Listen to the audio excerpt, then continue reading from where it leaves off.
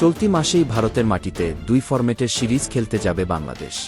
এই সিরিজের একটি টি-20 ম্যাচে প্রথমে হামলা চালানোর হুমকি দিয়েছিল ভারতীয় হিন্দু জাতীয়তাবাদী রাজনৈতিক দল অখিল ভারত হিন্দু মহাসভা। এরপর তারা দ্বিতীয় টেস্টের ভেন্যু কানপুরেও হামলা করবে বলে হুমকি দেয়, যা নিয়ে ইতোমধ্যে নিজেদের মন্তব্য জানিয়েছে ভারতীয় ক্রিকেট বোর্ড। এ নিয়ে মন্তব্য করেছেন বিসিবি সভাপতি ফারুক আহমেদ। ভারতীয় সংগঠনটির ওই হুমকি নিয়ে বিসিসিআইও সতর্ক বলে জানিয়েছেন, তবে তারা কোনো নিরাপত্তাজনিত শঙ্কা দেখছে না। এদিকে বৃহস্পতিবার সারাদিনের ব্যস্ততা শেষে বিসিবি দপ্তর থেকে বেরিয়ে যাওয়ার সময় এ নিয়ে কথা বলেন বিসিবি সভাপতি।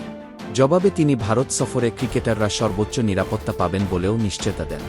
ফারুক আহমেদ বলেন, বিসিসিআইয়ের সচিব জয় শাহ, যিনি আগামী ডিসেম্বরে আইসিসি চেয়ারম্যানের দায়িত্ব নেবেন, তার সঙ্গে আমার কথা হয়েছে। আমাদের কথা আমরা জানিয়েছি। তিনি বলেছেন, দ্বিপাক্ষিক সিরিজে এসব হুমকি বড় কোনো ব্যাপার না। তারপরও তারা বাংলাদেশ দলের জন্য সর্বোচ্চ নিরাপত্তার ব্যবস্থা করবেন। আমরাও আশা করি কোনো সমস্যা হবে না। 19 সেপ্টেম্বর চেন্নাইয়ে প্রথম টেস্ট দিয়ে ভারত সফর শুরু করবে বাংলাদেশ দল। এরপর 27 সেপ্টেম্বর থেকে দ্বিতীয় টেস্ট হওয়ার কথা কানপুরে।